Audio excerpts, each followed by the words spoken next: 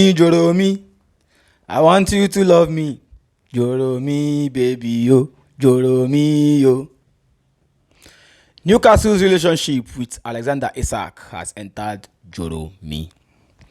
As it stands now, as of today, he's made them understand that he does not have intention to play for them again. That even if they decide not to sell him and transfer window closes, he's still not going to play for them again.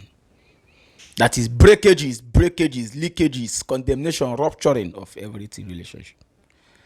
The truth is that we're meant to understand that Alexander Isak and his camp communicated to Newcastle before the end of the season that, hey, this will be the last time, this will be my last season with the club.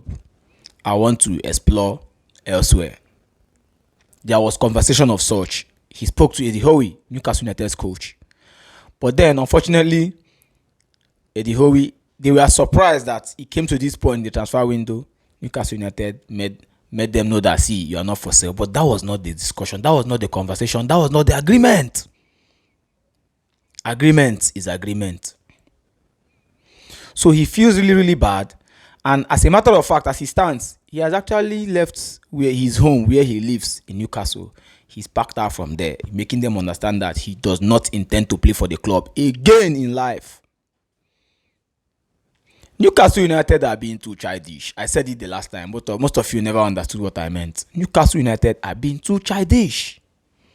See, let me tell you, Newcastle United will not be the first team that lost a key man. They are even lucky that Liverpool are willing to even pay up to 100 and something million pounds, even shatter British transfer record for their player. We had a player in Trent Alexander-Arnold who was in the team where the club, the fan base felt contract negotiation was ongoing, that he was going to stay. He was busy learning Spanish to jump ship. What rebellion is bigger than that?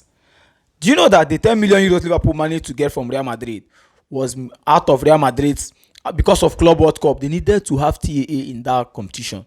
If there was no Club World Cup and they just concluded in sometime in June, that boy would have gone 100% free. Normally, a player that would have generated nothing less than 70 to 80 million pounds for the club. He decided to run it down. He was in the team. He learned Spanish. What rebellion is bigger than that? Newcastle United are lucky that they have a player that somebody wants to come and pay up to 130 to 140 million pounds for. But they are busy forming jersey. The truth is that this whole thing they are doing, being childish, will not help them. The best thing they will do is cash in on this boy, reinvest your money. In fact, at this point in time, there's no need for them to even wait to get replacement before they let him go. It's better for them to sell him so that they know that position is vacant, so that they go out there. Let them not deceive themselves and feel, after all, we have a player, transfer window closes, he's going to still come back to play for us. No need to attack the market to get a player. They need to sell him now so that they will know that we don't have a striker right now. So let's go in the market and make this thing happen seriously. See, this whole situation is really looking so messy on the aspect of even Eddie Howe and the sporting director. I said the other day, the sporting director is a flop. You've been in the market, you've not been able to convince players to join your team. And as a coach, how were you able to talk? Like, how were you not able to talk players into joining Newcastle ahead of Man United? It's very, very shocking. You were not able to convince Mbeumo to join your team that's in Champions League ahead of Man United.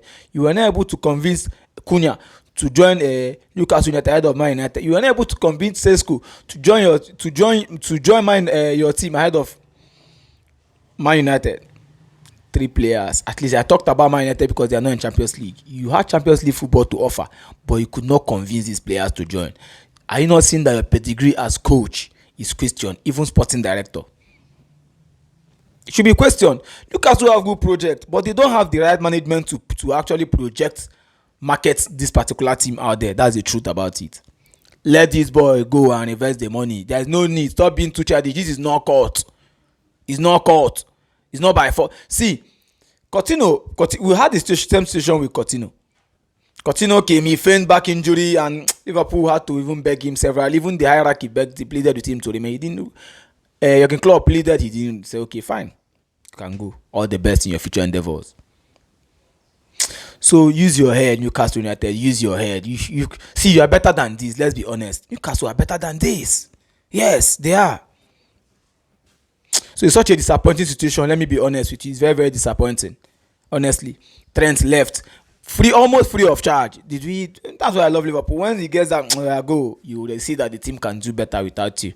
So Newcastle should use their head now. Make hay while the sun shines. That's my advice for them.